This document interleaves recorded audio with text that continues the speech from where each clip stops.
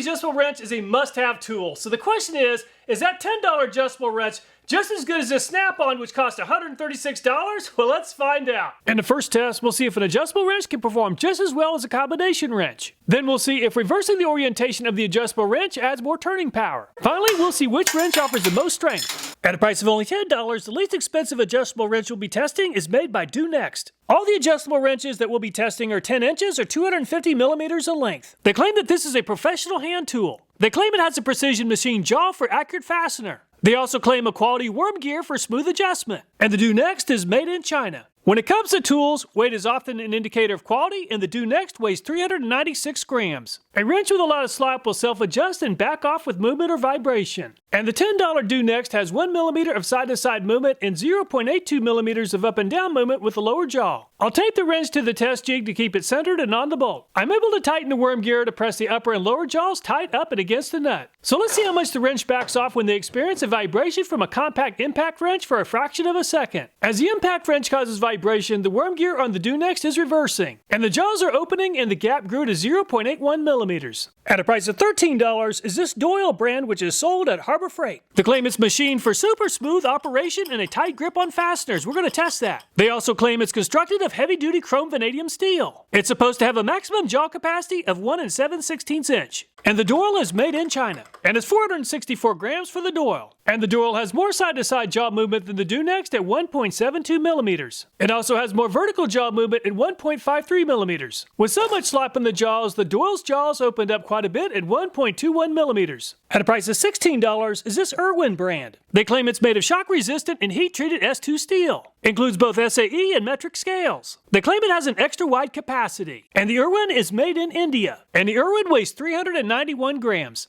And the Irwin's lower jaw offers a less sloppy fit than the Doyle's at 1.11 millimeters from side to side and 0.9 millimeters north and south. And the adjustment screw does take more force to rotate than the Do Next and the Doyle, and that really helped at 0.3 millimeters of movement. At a price of $18 is this Amazon Basics brand. They claim it's made of drop-forged and heat-treated carbon steel. It's supposed to have a precision machine to slide jaw and worm gear. It also has a quick-release mechanism. And the Amazon Basics is made in China. And it's 560 grams for the Amazon Basics. Just over 1 millimeter of side-to-side and up and down movement for the Amazon Basics. If you're using the Amazon Basics in the unlocked position, 0.5 millimeters is good enough to move into second position behind the Irwin. In the locked position, the wrench is maintaining a tight grip. At a price of $19 is this Craftsman brand. They claim it has a chrome finish for corrosion resistance. They also claim that it meets or exceeds ASME specifications. And the Craftsman is made in India. The Craftsman weighs 441 grams. And the Craftsman has less up and down slop than the previous brands at 0.76 millimeters. And 0.36 millimeters is good enough to move into second place behind the Irwin. At a price of $22 is this Vanquish brand. Just like the Amazon Basics, the Vanquish is a locking adjustable wrench. Fits fasteners up to 1 inch. They claim it offers 2 times as much gripping power. And the Vanquish is made in China. And the Vanquish is by far the heaviest yet at 623 grams. In the unlocked position, there's quite a bit of up and down movement at just over 2 millimeters. In the unlocked position, 0.55 millimeters is a little bit more than average. And the Vanquish maintained a good grip in the locked position.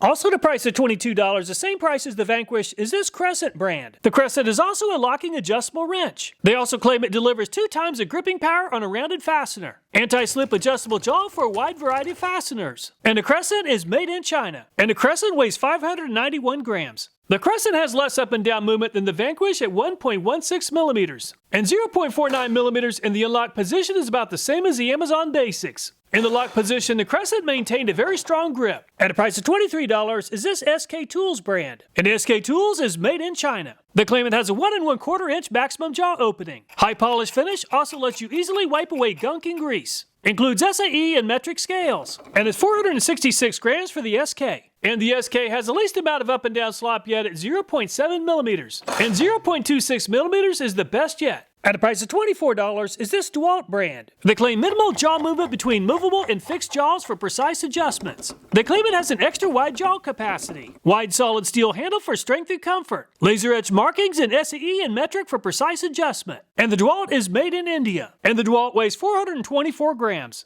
and the DeWalt has more slop than average at just over 1 millimeter. And 0.62 millimeters is more movement than most. At a price of $25 for both of these wrenches is this Milwaukee brand. Milwaukee claims that their jaws will not back off. We're going to test that. They claim the adjustment screw gears are designed for smooth adjustment. And the adjustment screw has 6 different points of contact with the lower jaw. And the Milwaukee is made in China. The Milwaukee weighs 503 grams. And the Milwaukee has a pretty tight fit at 0.5 millimeters of up and down jaw movement. And the Milwaukee moves into the lead at 0.25 millimeters. At a price of $29 is this Stanley brand. They claim that their forged alloy steel body exceeds ANSI standards. They're designed to reduce slippage and prevent rounding of fastener. And the adjustment screw offers 3 different points of contact with the lower jaw. It even comes with a limited lifetime warranty. And the Stanley is made in China. And it's 574 grams for the Stanley. And the Stanley has almost 2 millimeters of vertical jaw movement. In the unlocked position, 0.96 millimeters. In the locked position, no lower jaw movement. At a price of $30 is this Rigid brand. Cobalt-plated finish to reduce rust and corrosion. The jaw capacity is 1 1/8 inch. It has jaw scales in SAE and metric. They claim a jaw capacity of 1 3/8 inches. And the adjustment screw makes 4 points of contact with the slide for the lower jaw. And the Rigid is made in Spain. And the Rigid weighs 426 grams. Very little slop with the Rigid at 0.55 millimeters. And the Rigid performed almost as well as the Milwaukee at 0.27 millimeters. Also at a price of $30, the same price as the Rigid, is this Klein Tools brand. They claim it's constructed of forged heat-treated alloy steel. They claim the adjustment screw turns smoothly for easy operation. And the adjustment screw makes 4 points of contact for the slide with the lower jaw. And the Klein Tools is made in Spain. And it's 442 grams for the Klein Tools. And the Klein Tools offers a pretty tight fit at 0.54 millimeters of slop. And 0.28 millimeters is almost as good as the Rigid. At a price of $30 is this Ayers brand. They claim that both the handle and the jaws have an HRC 40 to 50 hardness. Unique jaw and deck design increases steel hardness by 3 degrees. It also reduces the weight by 10%. It has a jaw span of 1 5/16 inches. The adjustment screw makes 4 different points of contact with the rail for the lower jaw. And the Ayers is made in Taiwan. And the Ayers is pretty light at 381 grams. And the Ayers has 0.7 millimeters of up and down jaw movement. And 0.34 millimeters is a little bit better than average. At a price of $33 is this Wea brand. They claim it has a built-in spring for stabilizing the jaw and facilitating easy knurl adjustment. Induction hardened jaws for durability and longevity. And the adjustment screw makes 4 points of contact with the slide for the lower jaw. And the Wea is made in Spain. And it's 433 grams for the Wea. And the Wea has less vertical slop than the Ayers, but more side to side. And 0.45 millimeters isn't quite as good as the Ayers. At a price of $37 is this Channel Lock brand. Now this is a different design. It's a reversible jaw adjustable wrench. It has a maximum jaw capacity of 1.57 inches. They claim that their precise 4-thread knurl improves adjustment accuracy. It's supposed to work on both bolts and round stock. The wide jaws are supposed to offer extra capacity, supporting larger nuts and bolts. They claim that longer jaws grip better. And the Channel Lock is made in Spain. And the Channel Lock weighs 449 grams. And 0.32 millimeters of vertical slop is the best yet. And the Channel Lock isn't really designed for this test, but let's test it anyway. And the bolt did experience a little bit of rotation, and then the Channel Lock gained a good grip. At a price of $38 is this Baco brand. They claim that the wrench is precision hardened and anti-corrosion treated. It has a slim head with tapered jaws to combine easy accessibility with extra turning strength. The adjustment screw makes 4 different points of contact with the slide for the lower jaw. And the Baco is made in Spain. The Baco is pretty light at 404 grams. And it's 0.67 millimeters of slop for the Baco. And 0.16 millimeters is the best yet. At a price of $38 is this Sunex brand. It has a jaw opening of 1 15/16 inches. They claim it has 30% more jaw depth than a standard adjustable wrench. They claim it's been tested to 130% of ANSI specifications. The adjustment screw has 5 different points of contact for the slide on the lower jaw. And the Sunex is made in India. And the Sunex weighs 568 grams. And the Sunex has 0.72 millimeters of up and down jaw travel. And 0.35 millimeters of movement is pretty good. At a price of $47 is this Skador brand. They claim Swedish patterned roller with left-hand thread. It has a protected mechanism with additional striking face to allow light blows to be applied. The adjustment screw has 4 different points of contact with the slide for the lower jaw. And the Skador is made in Germany. And it's 477 grams for the Skador. The Skador is at 0.75 millimeters of vertical jaw slop. And the Skador moves into the lead at 0.2 millimeters. At a price of $136 before shipping, handling, and tax, or $175 with it, is this Snap-on brand. It's precision forged and heat treated for optimum strength and durability. The adjustable jaws feature the Flank Drive Plus. The wrenching system is supposed to bite into the fastener for more turning power. Full finish nickel chrome plating helps protect against corrosion. The adjustment screw makes 4 points of contact with the slide for the lower jaw. And the snap-on is made in USA. And the snap-on weighs 496 grams. And the snap-on has 0.39 millimeters of slop, the best yet. And the snap-on moves into the lead at 0.07 millimeters. Very impressive. I thought it'd be very interesting to compare this made in USA vintage proto wrench. In the previous review, the Craftsman USA did extremely well, so we'll see how the Proto holds up. The adjustment screw on the Proto makes 4 points of contact with the slide in the lower jaw. And the vintage Proto is pretty light at 405 grams. And the Proto has 0.72 millimeters of up and down slop. This is a used vintage wrench, and the Proto still performed about average at 0.45 millimeters. So the snap-on came out on top at 0.07 millimeters. Baco finished in second place at 0.16 and Gador third at 0.2. After measuring the no-load gap for all the wrenches, the Amazon Basics locking wrench in the lock position did not have a gap. The Stanley locking wrench in the lock position finished in second at 0.04 millimeters and rigid in the vintage Proto 0.1 millimeters. Adjustable wrenches have a bad reputation for rounding nuts and bolts. So let's see which wrench produces the most turning power before rounding this coupling nut. I'll be using a torque wrench calibration tool which is extremely precise. Before we test the adjustable wrenches, let's see how this 5/8 inch Craftsman wrench performs. And the Craftsman ran out of turning power and rounded the nut at just under 82 foot-pounds. I'll replace the nut between testing each of the brands. And the Do Next performed quite a bit better than the Craftsman wrench at 104.5 foot-pounds. I've had a lot of people leave comments requesting that I test the adjustable wrenches in the opposite orientation. And the lower jaw on the adjustable wrench experienced a lot of jaw stretch and rounded the nut at just under 74 foot-pounds or 40 foot-pounds less than the proper orientation. And the Doyle is a heavier wrench, but the lower jaw has a little bit less width than the Do Next. And it's 104.5 foot-pounds, the same as the Do Next. Let's reorient the Doyle and do this again. And the Doyle gave up at just over 92 foot-pounds or about 12 foot-pounds less. And the Irwin has an even wider jaw than the Do Next and the Doyle, and that really helped at 136.4 foot-pounds to move into the lead. Let's go ahead and reverse the orientation for the Irwin. And the Irwin gave up about 10 foot-pounds sooner, which is still pretty good. And the Amazon Basics is locked onto the nut. And the Amazon Basics gave up early at only 79.6 foot-pounds. That seems a lot lower than expected. So let's try this again. And the Amazon Basics is within 1 foot-pound of the first attempt at just under 79 foot-pounds. Quite a bit of jaw stretch with the Amazon Basics. And the Craftsman came up less than a foot-pound short of the Irwin at 136.1 foot-pounds, which is pretty good. In the lock position, the Vanquish performed better than the locking Amazon Basics, but not nearly as well as the Irwin and the Craftsman at 119.1 foot-pounds. And the Crescent has a flank drive pattern on the upper and lower jaws. And the flank drive pattern really helped, and the Crescent moves into the lead at 137.4 foot-pounds. And the SK has less slop than several of the other brands, and it performed better than average on this test at 133 foot-pounds. And the Doyle also performed better than average, but not as good as the SK at 127.5 foot-pounds.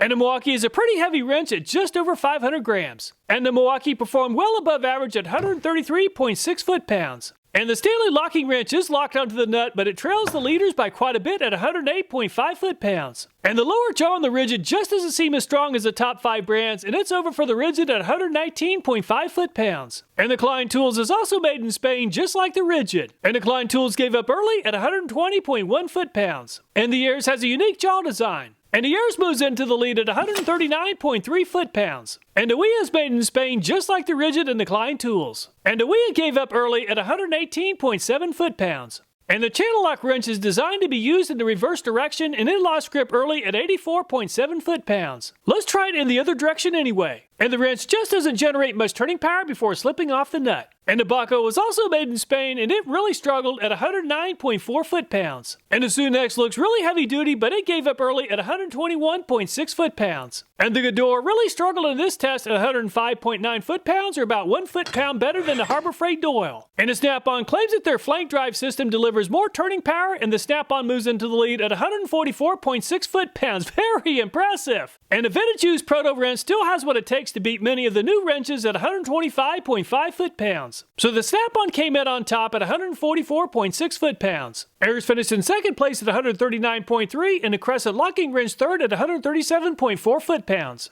Coupling nuts are pretty soft, so let's test the metal strength of the lower and the upper jaws in the next test. I've got a whole bunch of pieces that I've cut from a 1/2-inch Allen wrench that I'll use in our next test. And the dude next gave up early once again at 117.8 foot-pounds, and the jaws experienced a lot of damage. And the Doyle performed a lot better this time on a much harder metal at 144.2 foot-pounds. Once again, the Irwin performed quite a bit better than the Dunex and the Doyle at 168.1 foot-pounds. Unfortunately, the Amazon Basics continues to struggle with jaw strength at 105 foot-pounds. And the Craftsman performed well above his price tag once again at 195.4 foot-pounds to move into the lead. Very impressive. And the Vanquish Locking Pliers moves into second place behind the Craftsman at 171.5 foot-pounds. And the Crescent performed very well in soft metal, but really struggled in this test at 115.7 foot-pounds. Unfortunately, the teeth for the flank drive are very soft. And the SK performed well on the coupling nut, and it did a great job on this test at 185.4 foot-pounds. DeWalt trailed the SK on the coupling nut, and the DeWalt trails the SK once again at 159 foot-pounds.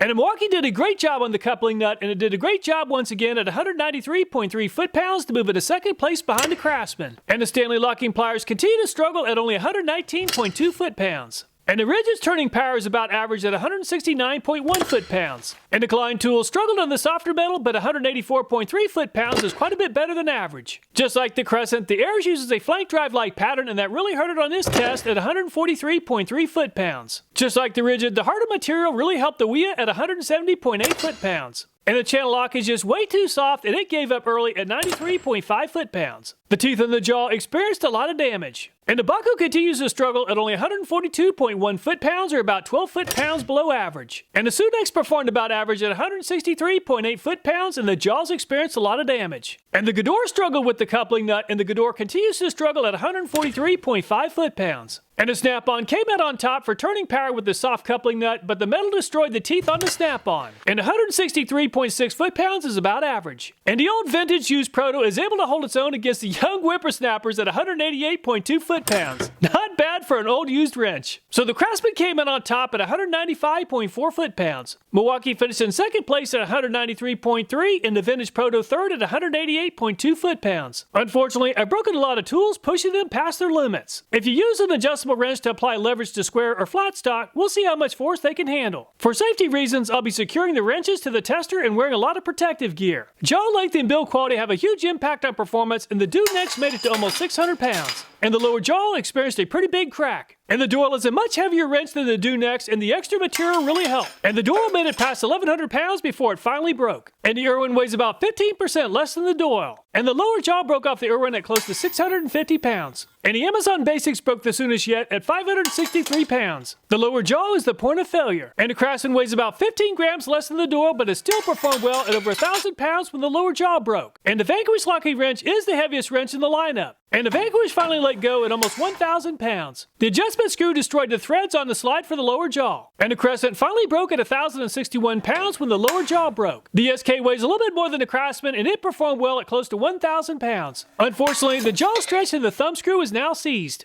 The DeWalt is a pretty light wrench at 424 grams, but is still held in there a long time at just over 950 pounds. The lower jaw is the source of failure. And the Milwaukee is a pretty robust wrench at over 500 grams. And it's over for the Milwaukee at just over 1,000 pounds. The adjustment screw destroyed the threads on the slide for the lower jaw. And the Stanley Locking Wrench offers about half the strength compared to the Vanquish and the Crescent locking wrenches at close to 550 pounds. The lower jaw is the point of failure. And the Rigid struggled to keep up with the Irwin, Craftsman, and Milwaukee for maximum turning power. And the Rigid also let go early on this test at just over 600 pounds when the lower jaw broke. And the Klein Tools also struggled to keep up with the Craftsman and the Milwaukee. And the Klein Tools broke at just over 700 pounds. Even though the Ayers is a pretty light wrench at under 400 grams, it still performed very well. And it's over for the Ayers at around 975 pounds. The lower jaw is still attached, but the adjustment screw is frozen. And the wheel looks like the Rigid and the Klein Tools, and it performed like them too at around 684 pounds. And the lower jaw is the point of failure. And the Channel Lock's lower jaw offers less strength than the other brands at just over 500 pounds. And the Baco is a pretty light wrench at just over 400 grams. And it's over for the Baco at around 545 pounds. The Sudex is also a pretty heavy wrench at 568 grams. And the Sudex performed better than average at just under 900 pounds. And the Gador weighs more than the Craftsman and the Milwaukee, but it's definitely not designed for this sort of abuse. And the Gador broke at around 662 pounds. And the Snap-on broke at around 665 pounds. Where's the Snap-on tool truck when you need a warranty claim? Just kidding, I've never used a warranty on a Snap-on product. And a vintage Proto performed better than average on most of the tests, but it's not designed for this sort of abuse. And a Proto broke at just under 550 pounds. If you're looking for a wrench that can take a lot of abuse, the Harbor Freight Doyle came out on top. The Crescent locking pliers finished in second place at 1,061 pounds and Craftsman third at 1,031. So which adjustable wrench is best? The left side of the scorecard includes ungraded categories. Some of the information on the left side helps explain the performance of the 3 graded performance categories. On the right side of the chart, I've converted raw score into a first through last place ranking. And the Milwaukee came out on top with the best average finish at 4th place in the 3 graded categories. The adjustment screw makes 6 points of contact and that really helped it avoid self-adjusting from vibration. The Snap-on finished in second place with an average finish at 4.3. The flank drive system really struggled to gain a grip on the hard material or else it would have won the showdown. However, the Snap-on is very expensive at a price of well over $100. The SK wrench also performed very well. The adjustment screw makes 5 points of contact and that really helped it avoid movement from vibration. If you're not concerned about the wrench self-adjusting and it's all about maximum torque, the Craftsman is going to be really hard to beat at a price of under $20. If it's all about price and performance, I'd go with the Milwaukee for a price of around $25. It's always a good day when we find products that outperform their price tag. Fortunately, 3 of the top 4 brands are very affordable and are very high-performing wrenches. All the videos in this channel, including this one, are viewer suggested, so if you have a video idea, I hope you'll take time to leave a comment. Thanks so much for watching. Please take care and look forward to next time.